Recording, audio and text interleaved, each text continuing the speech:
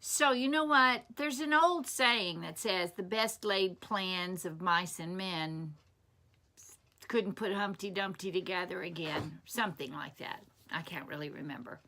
Today's been a very busy day for GiGi.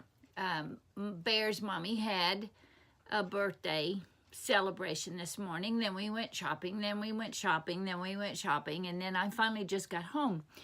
And I have found that when I was reading from the first 2 chapters of my book in the beginning, it's too long to put up as one episode.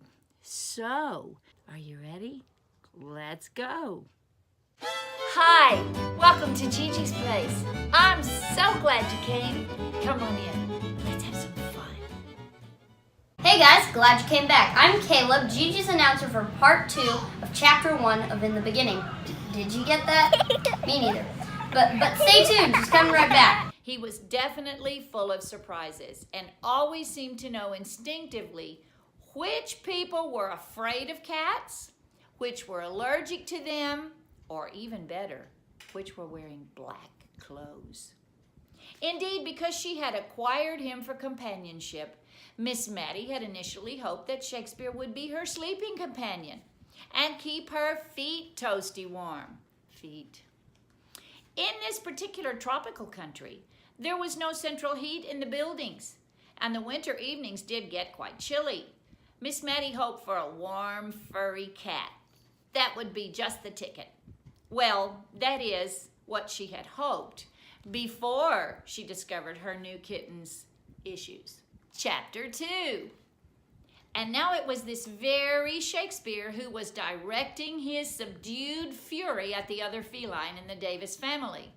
Although Shakespeare, the larger cat, was missing a considerable chunk of his tail, he had still grown into quite a handsome and intelligent fellow. When Miss Mattie had first met him, he was so tiny and wiggly, she hadn't noticed anything missing on his anatomy. But as he grew, it became more noticeably short. No one ever really knew the whole story of how Shakespeare lost his, you-know-what, but lose it he did. And the bit that was left was a tad crooked, which left him looking a bit wobbly and unstable on his massive legs. As a result, he was quite sensitive about its lack of presence. Thank you very much. Cats take great pride in their long, handsome, luxurious you-know-whats. Thus, everyone was extremely careful not to mention its condition when Shakespeare was around. Unexplainably, he had an uncanny knowledge about ancient history, extremely ancient history, and it was his heartfelt desire to get his version of the tales, it's not the same spelling, so we can say the word, down before he forgot any of the facts. So now here he was trying to do his best to get all his experiences recorded and saved for posterity. And his brother was mucking about and causing all manner of headaches. Actually, it seemed that whenever Dickens was involved, headaches and trouble usually followed very close behind. Indeed, Shakespeare's current predicament had its start when he was about 2 human years old. You see, each summer, Miss Mattie went back to her own country to visit her family, and she always felt like such a bad mother when she had to leave Shakespeare alone, even though someone usually stayed in the flat while she was away. So the first year that he was part of her family, just before she left for summer holidays, she brought Shakespeare a present she thought he would really love, a teddy bear. He adored that bear. He carried it from room to room, even though it was almost the same size as he.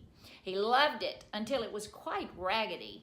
It had been washed and washed and washed until it just disintegrated and had to be thrown in the rubbish. The next year, she brought him a stuffed monster in a hideous shade of green that shook when touched and made horrid noises.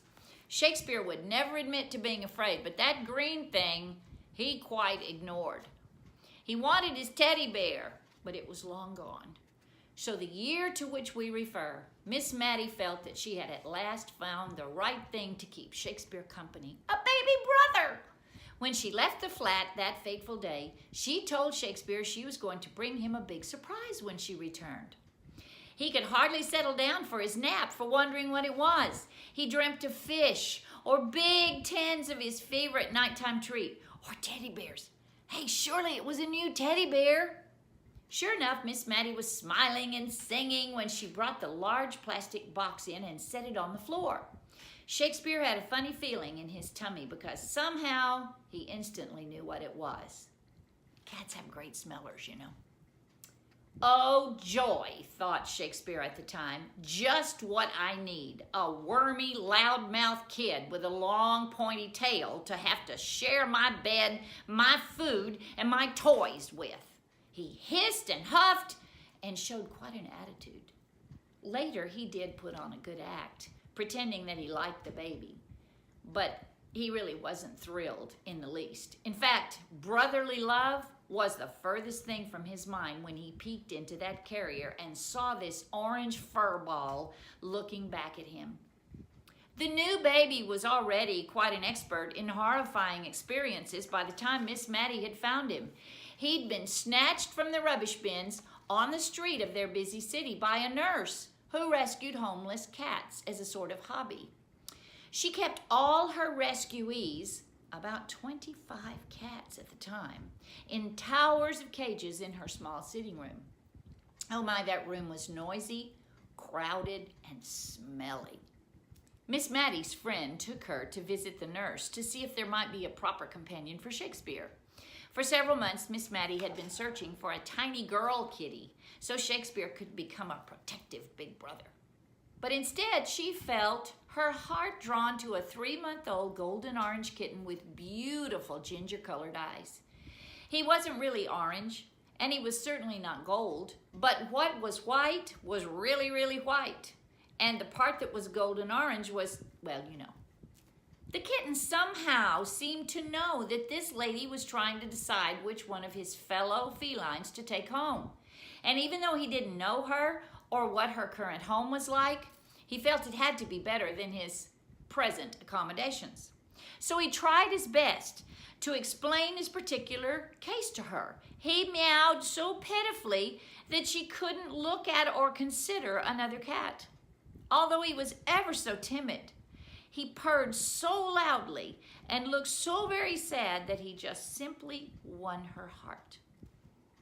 Soon he was being forcibly removed from his cage and stuffed into a blue plastic cat carrier. You see, Miss Mattie had learned her lesson about the subway train with Shakespeare, and now she had a proper carrier with her and an even more proper taxi waiting. While being bounced and jostled around in the cage on the way home, the kitten had ample time to question his sanity at trying so hard to get out of his safe and quiet cage. Many times during the long bumpy ride home, he asked himself, "What was I thinking?" Miss Mattie developed a habit during that long ride that continues to this very day. She would stick a few fingers inside the cage and massage the kitten's head and nose. He especially loved it when she stroked his wide nose and would be quiet for a few seconds. But soon he began meowing so loudly and with such a booming voice, it always prompted Miss Mattie to remark, "How does something so small have such a loud mouth?" It only grew worse when Miss Mattie arrived home and put the carrier down on the floor. At first, she left the door to the cage locked. The kitten thought, "Great, now I'm in a locked plastic cage. At least the other one was wire so I could look around."